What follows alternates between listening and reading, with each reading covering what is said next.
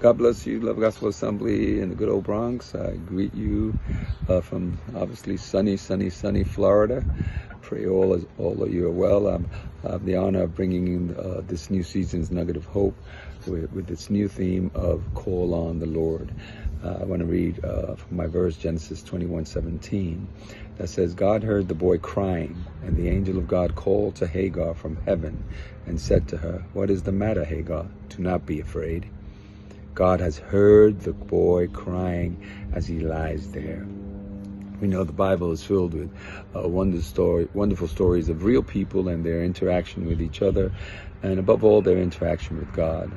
As Pastor David always says, the Bible is a book about relationships. And the beautiful thing about the Bible, it does not hide the real reactions, attitudes, faults, failures, sins, and the limitations of its characters. And the reality is that those that we honor and hold in high esteem have made some really big blunders. And what we see is that despite these, God's grace and His mercy and His purposes are never frustrated and always will come to pass. Okay? And the truth is quite evident in the life of Abraham when we look at him, the friend of God and the father of faith. And we all know the story. We all know the story. And in chapter 21, God called Abraham. God has already called Abraham out, and he left his home and his country, all right, to a place that God had called him to. God makes a covenant with Abraham. God promised Abraham and his wife are barren, without children, but God makes him some wonderful promises of blessing, legacy, and inheritance that will come through the son that God will give him, through Sarah. And that's the key, through Sarah. We know God appeared after many years of walking with God. The promise of God appeared to be on pause. It seemed like God had forgotten, and there was just one impossibility after another impossibility as the years went by, and they were getting more aged and well beyond the ability to conceive. So Sarah devises a wonderful plan to help out the Lord, which we all know the story, right? And he gives Hagar, her servant, to marry Abraham and bring the seed that God promised through Hagar. In those days, that was like a cultural norm, but in this case, it was very much outside the intentions and the clear directions given by God. And we know the story. We know the story. And then in Genesis 21, verse 1, it says that the Lord was gracious to Sarah as he had said. And the Lord did for Sarah what he had promised. Sarah became pregnant and bore a son to Abraham in his old age at the very time God had promised him. Now, these two statements that it says here are very important. As he had said and what he had promised, it must not be taken lightly, because the reality is that this birth was not brought about by natural means. Sarah and Abraham have been trying with no luck, and that's why Sarah devises this tremendous plan, okay? The natural process has not worked, but this birth is unique. It is supernatural. It comes by the promise of God. God spoke his word that is living and active, and his word produced the miracle. As one commentator states this, and I quote, the text holds together God's promise and the birth of the child. One cannot separate the eternal purpose of God and the concrete biological reality. But the fruit of disobedience of Abraham and Sarah merges its head when the two boys clash. And the boy of the bondwoman begins to mock, it says in that chapter, the boy of promise. And to mock means that Ishmael began to laugh, and it means something said in bad taste. Exactly what it produced, how it was said, it was enough for Sarah to get very ticked off and told Abraham to get rid of her. So this conflict arises between the child of promise, the child of expediency, or the child of the flesh, okay?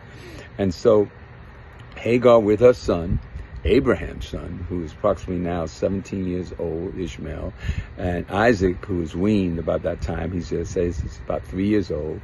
What we see is now the disobedient actions of Abe and Sarah resulted in dire repercussions for Hagar and son.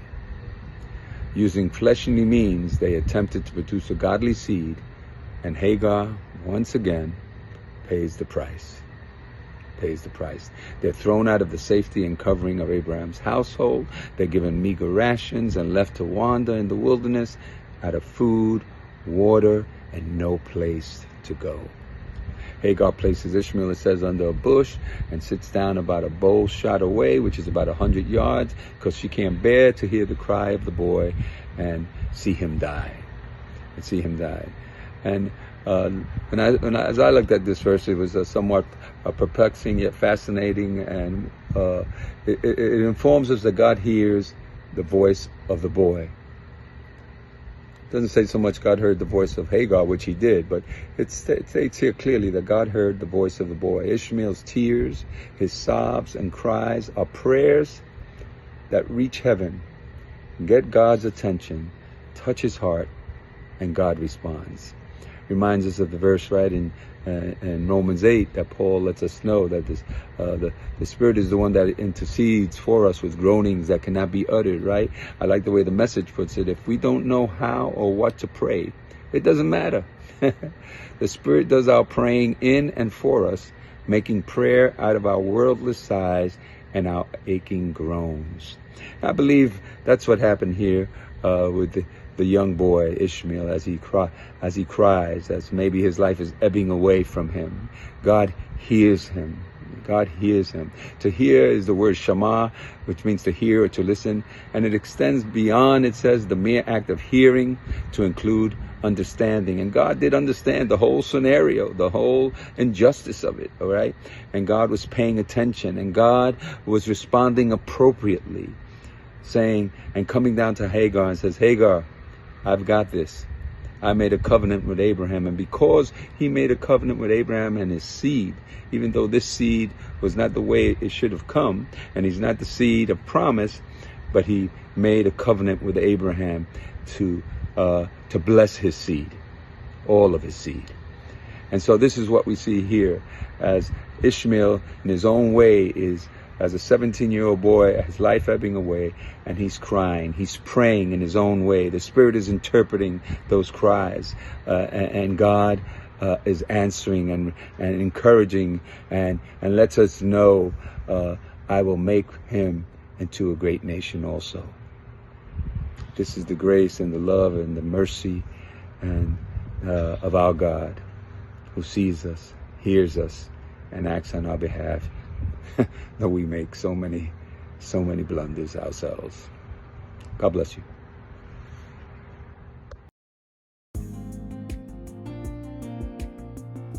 Thank you for joining us in this week's Nuggets of Hope. We hope you continue to join us, and we hope that you are blessed by each teaching. You can join us on Instagram, Facebook, or YouTube. God bless you.